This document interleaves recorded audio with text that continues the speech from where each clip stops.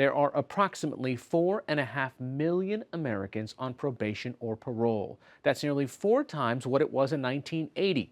But how effective is the system at keeping people from reoffending and ending up back behind bars? For the past decade, Arizona's Adult Probation Department has been quietly changing the way it does business, engaging with offenders in surprising ways, and the approaches are yielding results. NewsHour Weekend's Christopher Booker reports. Watching Douglas Minkner with his 7-month-old son makes it hard to picture his past.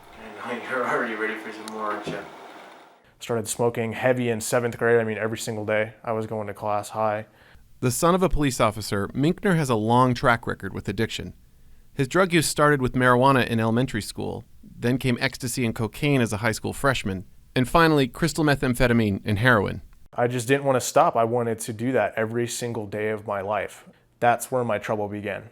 And the trouble was criminal, including breaking and entering, burglary, and narcotics possession. Racking up 9 felonies by the time he was 20, he spent most of his days either behind bars or on probation. Back when I was younger on probation, when I was in high school, it was just essentially, did he test today? Did he test clean? Did he do his community service? That's it. And it was almost just like a nagging parent where somebody was just like, hey, you know what you're supposed to be doing. Why aren't you doing it? Okay, you're not going to do it? Jail. How are you doing? That's okay. But recently things have improved.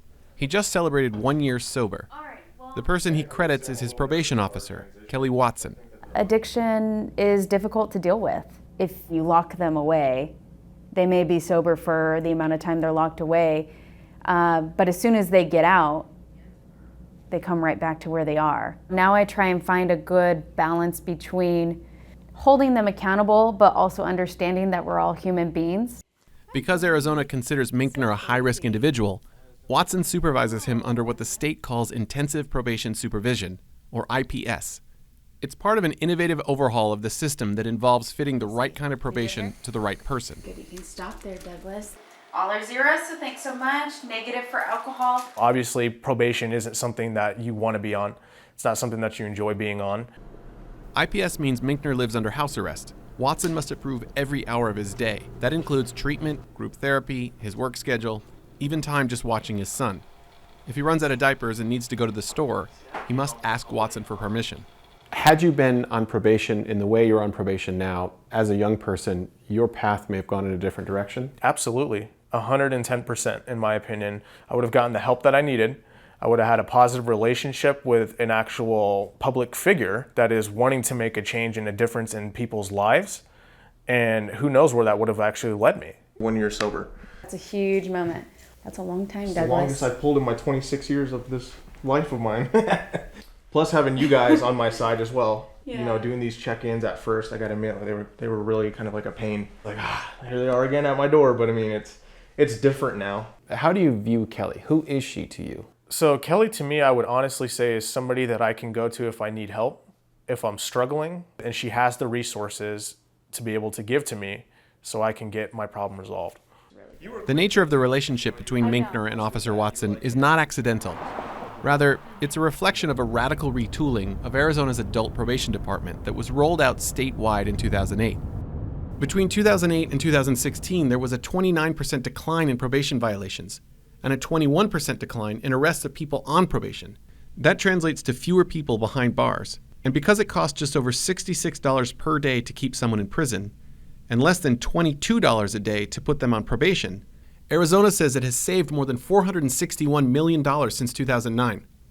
The easiest way to explain it is we weren't being very successful. Barbara Broderick has been spearheading Arizona's changes in adult probation since 2004. People weren't changing. They weren't succeeding. They were failing at a great rate. And sitting down with officers, people were getting we're hitting our head against the wall. What can we do differently that would really make a difference in people's lives? They began, says Broderick, by personalizing their dealings with each probationer. If I didn't apologize, she'd still be upset about it. Learning the details of their lives and the patterns of their negative behavior. I'm not upset with her. I'm upset with situations at work. Good one. I like that one. The department works to change those patterns by providing classes that help them create goals and learn coping skills. What new thinking did you use? Take others' feelings into account before I do something. The idea is to get to the bottom of what is driving the criminal behavior. They also reduce the number of cases for officers like Kelly Watson, so they can spend more time with offenders on IPS. The sorting of people really gave us the ability to basically spend more time with the more difficult, the medium to high-risk individuals, and less time with the low-risk individuals. What happens tomorrow if the same negative feedback starts coming back in? What then? I pick up the phone and I call you.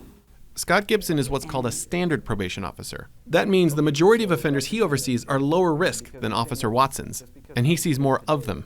That doesn't mean they aren't required to check in with him once a month, attend group therapy, and perform community service.